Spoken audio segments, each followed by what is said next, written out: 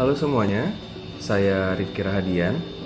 Pada presentasi kali ini saya akan membahas mengenai kondisi perekonomian Indonesia per April tahun 2021 dengan menyoroti 3 indikator utama, yaitu produk domestik bruto atau PDB, nilai tukar rupiah terhadap dolar Amerika Serikat, dan tingkat inflasi berdasarkan indeks harga konsumen atau IHK. Ketiga indikator ini merupakan cerminan dari kondisi ekonomi makro Indonesia yang sangat penting untuk menilai sejauh mana pemulihan ekonomi telah berlangsung setelah dihantam oleh pandemi COVID-19. Melalui data dan sumber dari lembaga resmi dan teraktual, kita akan mencoba melihat secara objektif bagaimana tren pertumbuhan ekonomi, dinamika nilai tukar, serta stabilitas harga-harga konsumsi yang terjadi hingga April 2021. Harapannya, kita bisa memperoleh gambaran menyeluruh mengenai tantangan yang dihadapi serta peluang yang dapat dimanfaatkan untuk mempercepat pemulihan ekonomi nasional. Kondisi ekonomi Indonesia di tengah pandemi. Sejak awal tahun 2020, pandemi COVID-19 telah menjadi guncangan besar terhadap sistem ekonomi dunia, khususnya sistem ekonomi Indonesia. Tidak hanya menurunkan aktivitas ekonomi, tetapi juga menyebabkan gangguan pada seluruh aspek kehidupan masyarakat, mulai dari penurunan konsumsi, turunnya daya beli, penurunan ekspor-impor, hingga terganggunya investasi. Pemerintah Indonesia dan Bank Indonesia sebagai otoritas moneter telah mengambil berbagai langkah responsif, termasuk menggelontorkan stimulus fiskal, insentif usaha, dan pelonggaran moneter untuk menjaga stabilitas ekonomi nasional. Di tengah berbagai tekanan tersebut, data ekonomi per April 2021 menunjukkan adanya sinyal positif menuju pemulihan. Namun, pemulihan ini tidak terjadi secara merata.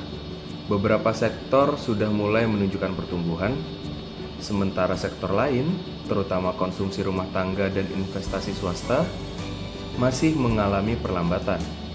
Oleh karena itu, meskipun kita bisa sedikit lebih optimis dibandingkan tahun sebelumnya, kita juga tetap perlu mencermati secara hati-hati arah dan kecepatan pemulihan ekonomi yang sedang berlangsung. Pada triwulan 1 tahun 2021, data pertumbuhan PDB Indonesia masih menunjukkan kontraksi sebesar minus 0,74% dibandingkan dengan periode yang sama tahun sebelumnya.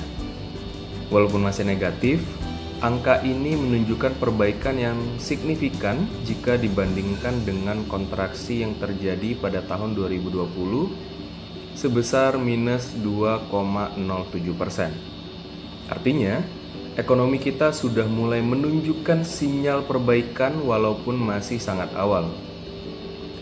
Dari sisi kontribusi sektoral, pertumbuhan yang positif datang dari sektor ekspor yang meningkat sebesar 6,74% dan impor yang juga tumbuh sebesar 5,27%. Konsumsi pemerintah ikut memberikan dorongan melalui realisasi belanja negara yang naik sekitar 2,96%. Namun, dua komponen utama yang selama ini menjadi penopang ekonomi nasional, yaitu konsumsi rumah tangga dan pembentukan modal tetap bruto atau investasi, masih menunjukkan kontraksi, masing-masing sebesar minus 2,23% dan minus 0,23%. Hal ini mengindikasikan bahwa pemulihan ekonomi masih bergantung pada sektor publik dan perdagangan luar negeri, sedangkan sektor domestik perlu dorongan lebih lanjut untuk benar-benar pulih.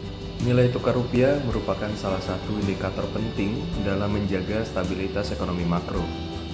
Pada tanggal 9 April tahun 2021, nilai tukar rupiah tercatat sebesar Rp14.530 per dolar Amerika Serikat.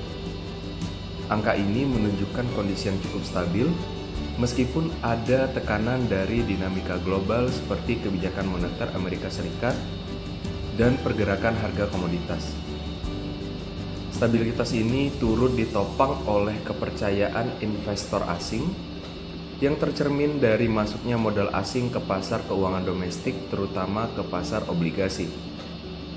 Yield atau imbas hasil surat berharga negara atau SBN bertenor 10 tahun berada di level 6,39%. Sebuah angka yang cukup kompetitif dan menarik bagi investor internasional.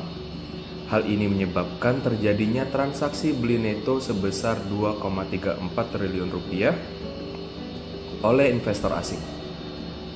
Arus modal masuk ini tidak hanya mendukung stabilitas nilai tukar rupiah, tetapi juga memperkuat cadangan devisa Indonesia dan membantu pembiayaan defisit anggaran pemerintah.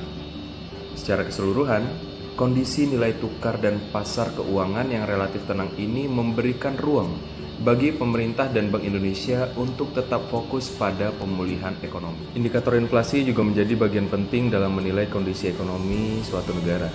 Pada bulan April 2021, tingkat inflasi Indonesia tercatat sebesar 0,13% secara bulanan dan 1,42% secara tahunan. Ini merupakan level inflasi yang sangat rendah dan menunjukkan bahwa tekanan harga masih sangat terkendali. Inflasi ini yang mencerminkan permintaan domestik sedikit meningkat karena adanya momen Ramadan dan kenaikan harga logam mulia seperti emas. Sementara itu, inflasi yang berasal dari harga yang diatur pemerintah seperti kenaikan cukai rokok dan harga BBM rumah tangga juga memberikan kontribusi meskipun dalam skala yang terbatas.